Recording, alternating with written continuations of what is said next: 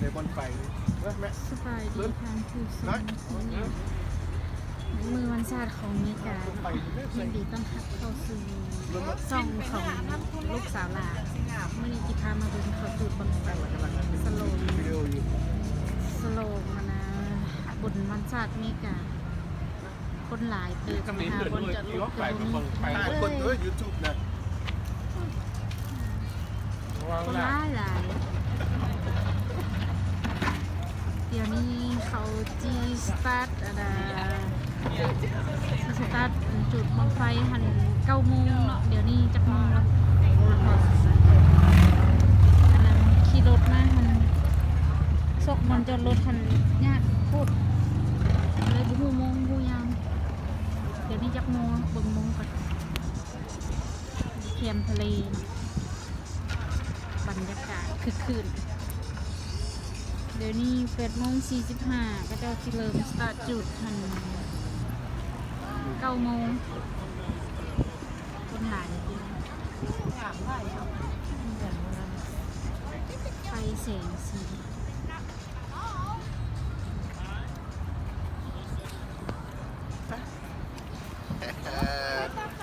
Happy 4th of July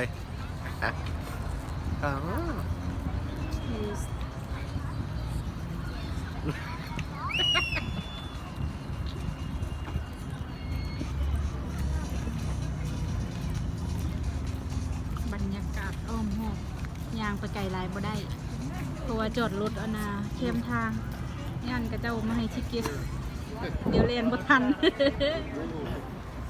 อากาศดีนะอากาศดีมีลมมาคอม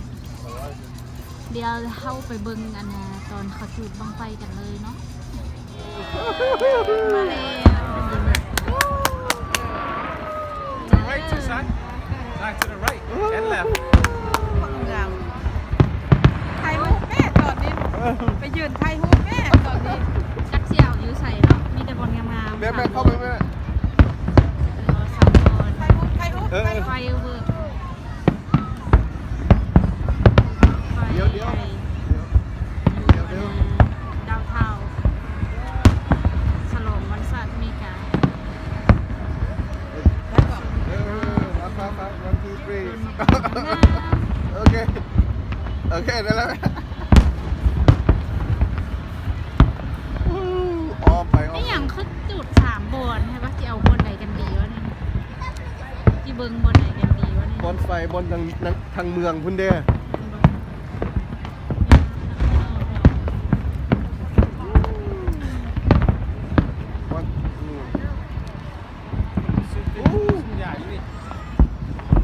สุกซ่าเขาสุกซ่าเหม็นซ่า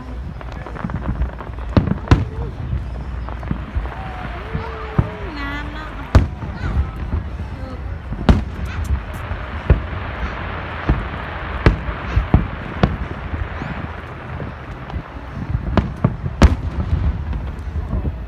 ว้าว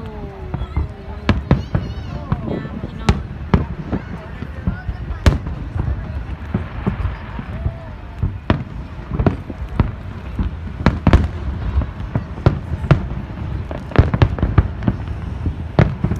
จิมเจอคือจะเลนไปเลนเหนือแล้วเนาะ ถ้าให้หอหน้าหอหลังก็มันเป็นได้เข้ากันแล้วมันก็บอดนั่นแหละ นี่ใหญ่นี่ใหญ่จุดคือกันฝักนั่นก็คือกันเห็นบ่สีเดียวกันฝักนั่นคือกันเห็นบ่สีเดียวกัน โอ้ยนต์ก็กำลังมา ย้อนผู้ดีเห็น ยนต์คือลง ก็เห็นอย่าง starting line เป็นบุได้ บ่มันบ่ได้มันสัญญาณบ่ดีเจ้าไล่บ่ได้มีถ่ายวิดีโอ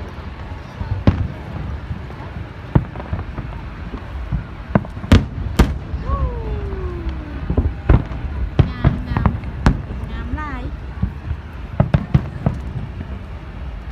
จักนาทีเนาะ30 นาทีเลยเนาะขอจุดเนาะพี่กายนี่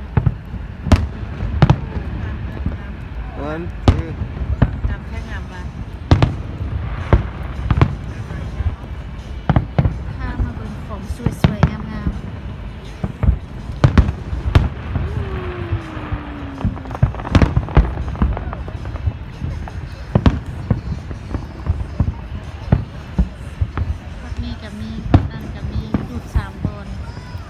โอ้โห คือกันดูสามบวนคือกันพวกเดียว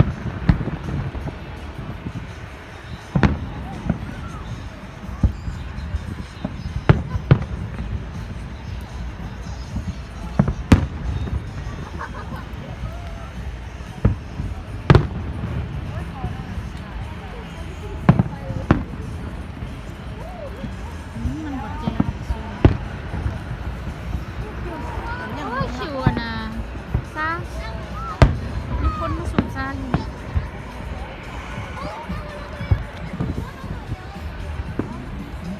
ตอนท้ายผู้นำมวนนะบุ้มบัมบุ้มบัมบุ้มบัมบุ้มบัม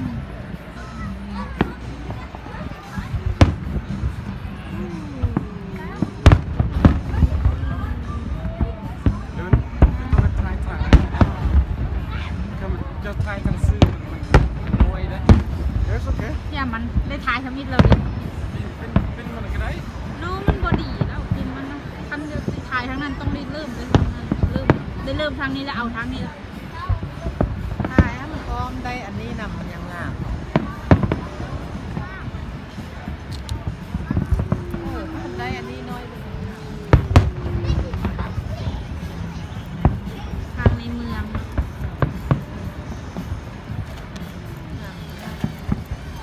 แต่ว่านั้นมันไก่สุดกับตัวนี้ฝักนั่นกับไก่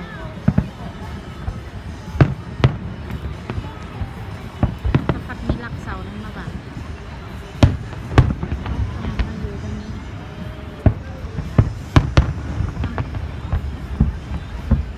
สวยสวย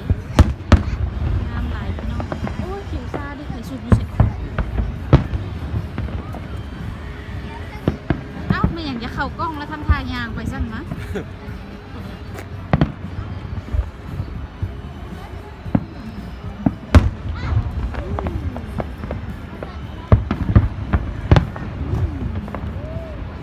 ถ่ายคนอยู่เนี่ย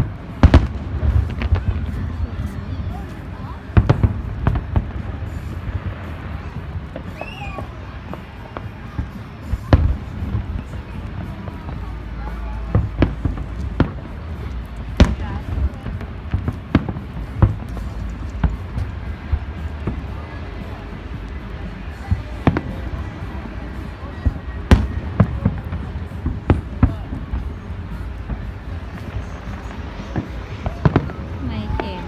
ตำสิก็ได้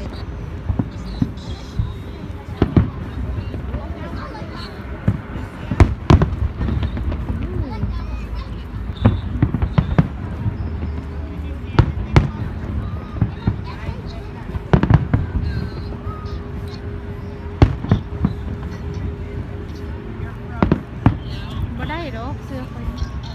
ถ่ายไม่ได้ถ่ายวิดีโอเอาอ้าวให้ผิวมันซ่าเพื่อจะได้มื้อนอนนี่มันจะบ่เมาซ่านี่วะ อะไรซุปคุณน่ะรถคน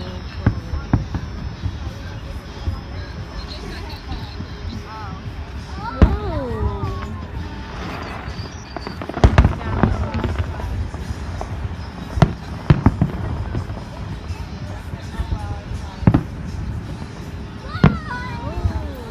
ปีก่อนนี่ใครเนาะมาเบิ่งได้อยู่ใกล้ได้เบิ่งเต็มตา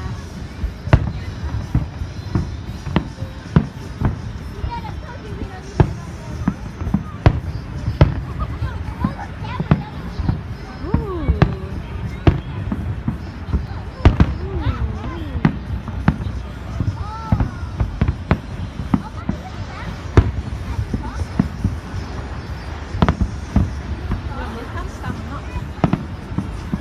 มันจะลงเลย นี่อยู่ เดียวไปแล้วรถมาเห็นกันแล้ว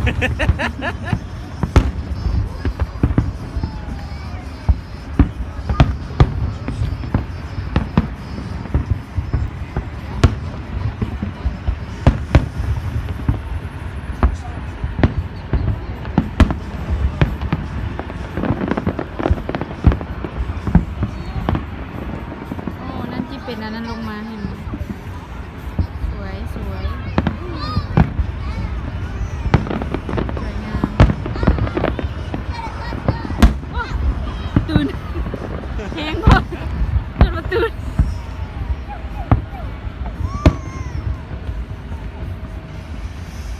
ต้องเสื้อกันหนาว มีเป็นคิดเป็นเอ็ดของเจ็บไม่ได้เห็ดตั้งแต่เมียนะตั้งแต่เห็ดก่อนนะยูทูบมา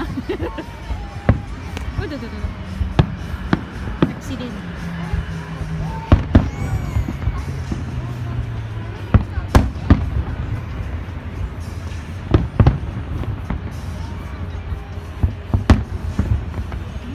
สวย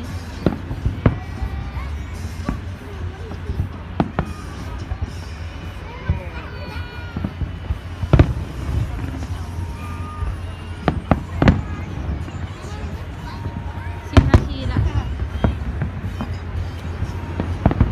ก็จุด30 นาทีนะสาว 30 นาทีพูดนะพี่กนที่เดียว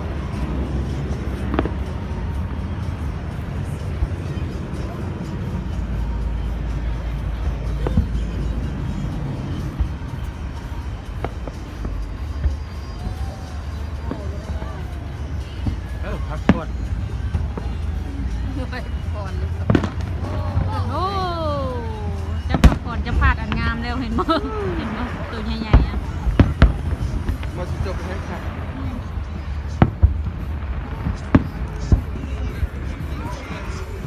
ต้องมาจุดเป็นแสน โอ้ยสำเงินเสียมันจิ๊บของเขา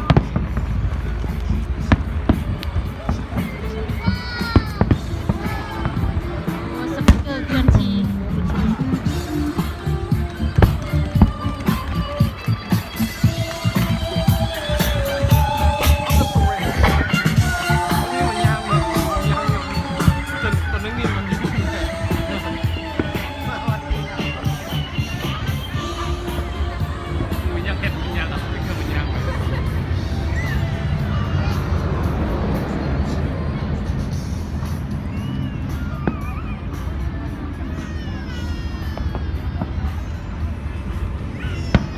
ปวดมือ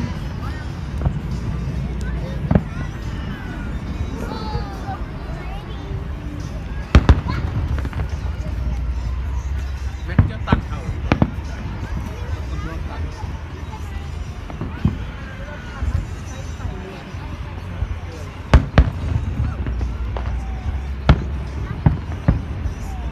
มาแล้วงาม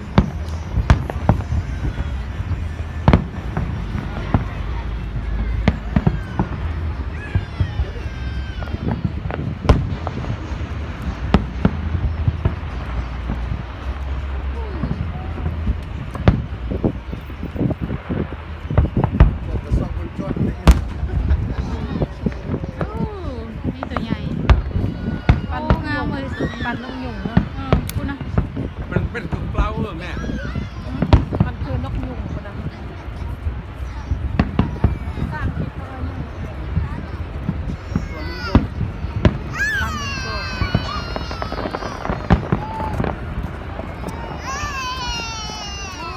อ่า ไม่มีซ่องคนยันแฟดอยู่ แมนชวินให้ทั้งสองคน สงสัยตื่นเสียงนี่มันจะ เยียลูกคู่มากคนน่ะโอ้เจ้า โชว์4-6 คน 6 คนผัวเอา2เมียเอา2โอ้ยผัวเอา3เมียเอา3 อยากกันเยียลูกคู่มาก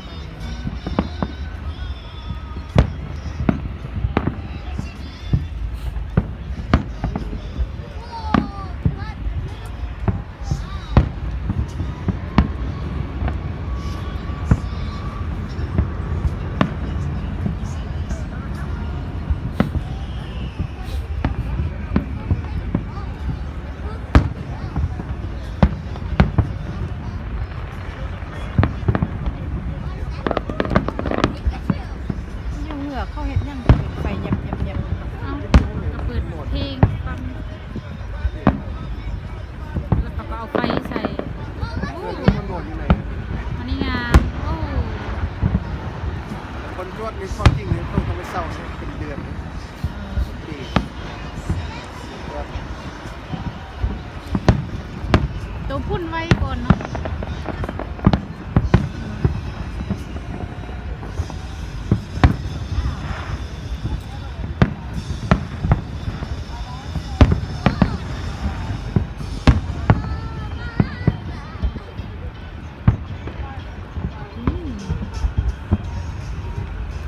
โอ้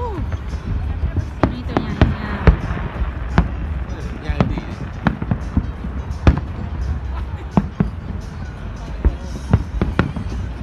13 นาทีละ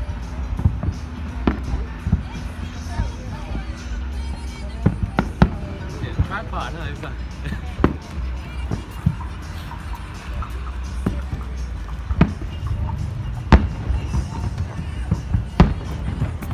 เดี๋ยวคุณเห็นน้อยยัง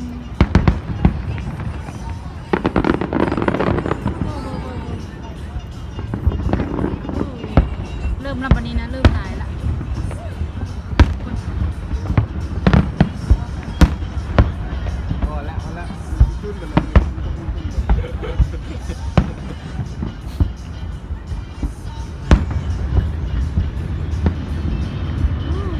งาม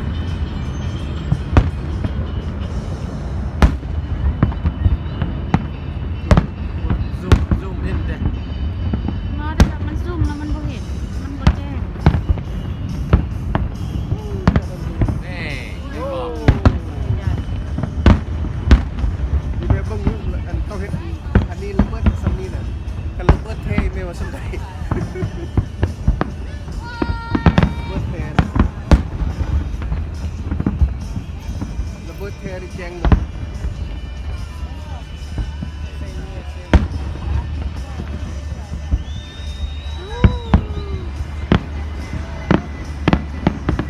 ไฟสีสัน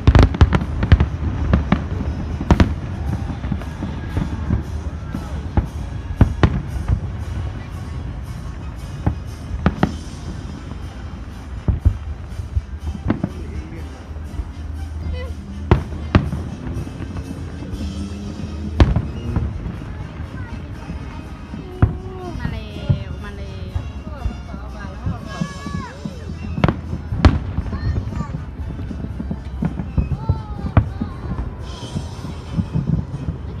อู้อันนี้ใหญ่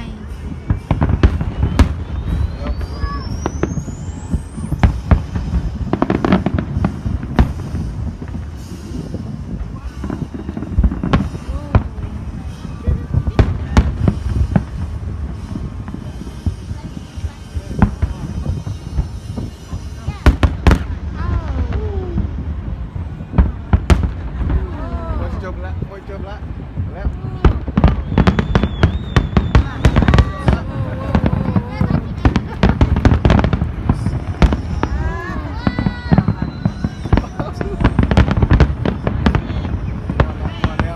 เอ้าอยู่บนมีสองอัน เป็นโซนขึ้นเนาะโซนเข้าขึ้นหลังนะ แจ้งเนี่ย